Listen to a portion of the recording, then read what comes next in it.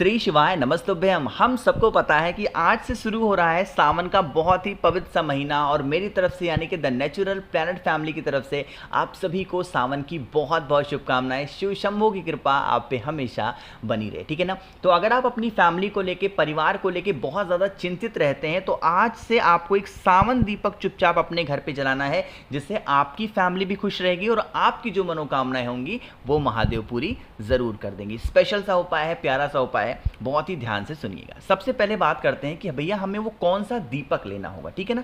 तो यहाँ पे आपको दिख रहा होगा एक बहन के हाथ में 4 दीपक दिख रहे हैं, ठीक है ना। मैंने जानबूझ करके दिखाया ताकि आप कंफ्यूज ना हो।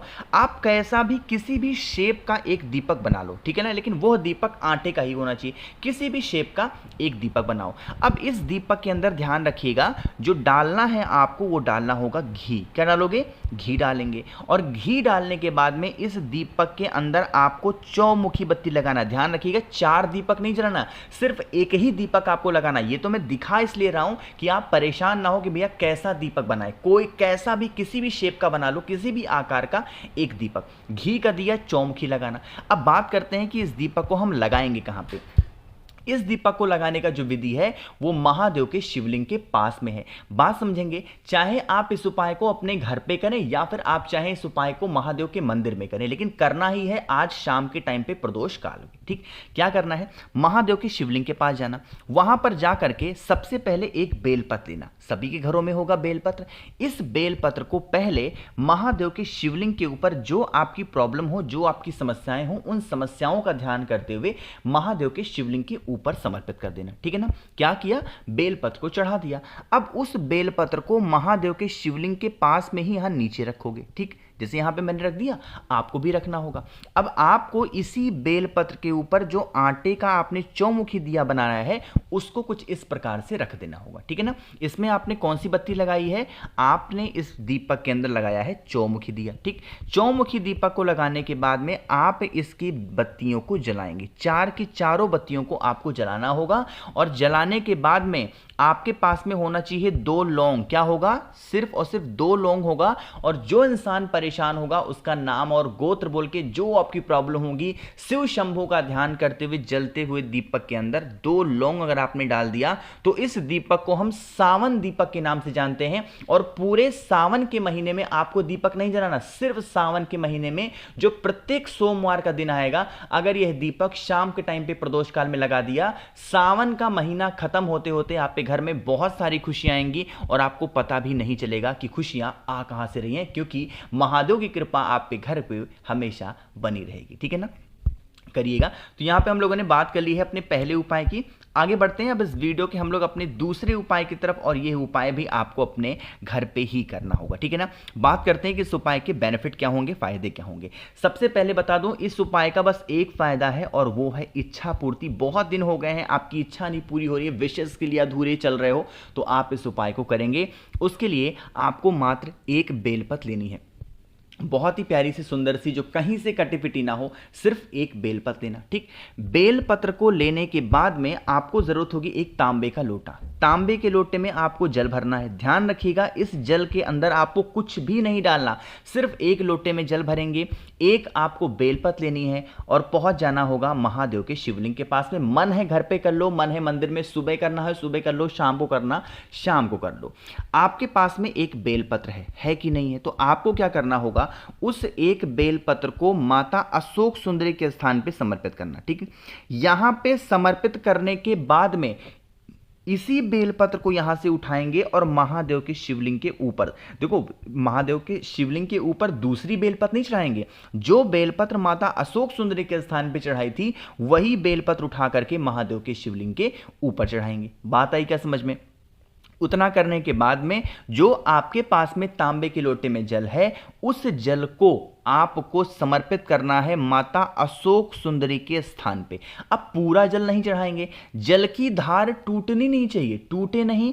आपको जल चढ़ाते चढ़ाते ऐसे समर्पित कर देंगे महादेव के शिवलिंग के ऊपर कि जब कुछ लोग क्या करते हैं पता है, जैसे यहां पे जल चढ़ाया फिर यहां से लोटे को हटा दिया, उसके बाद महादेव के शिवलिंग के ऊपर जल चढ़ाया, ये तरीका गलत होता है। जब आप जल को चढ़ाएंगे, जल यहां से जैसे ही चढ़ाना स्टार्ट करो, जल की धार टूटनी नहीं चाहिए और शिवलिंग के ऊपर चढ़ाना चढ़ाना, यह सही क्रम होता है, सही विधि होता है अशोक सुंदरी के स्थान से सीधा महादेव की शिवलिंग के ऊपर जल को चढ़ाने का। बात आई क्या समझ में? दो उपाय की हमने बात कर ली है। आगे बढ़ते हैं, सबसे फेमस, सबसे इंपॉर्टेंट, काफी ज्यादा लोग अभी भी इस चीज को पूछ रहे हैं, मुझे लगा आप सबको जरूर याद रहना चाहिए, और यह काम होगा 108 चीजों को चढ़ाने का। कल भी बताया था, आज फिर याद दिला रहा हूं, कोई उपाय जीवन का करना ना करना, लेकिन इस काम को नियमित रूप से इस 30 दिन अगर आपने करके देख लिया, बरसों पुराने जो कष्ट होंगे वो खत्म हो जाएंगे। ठीक है ना?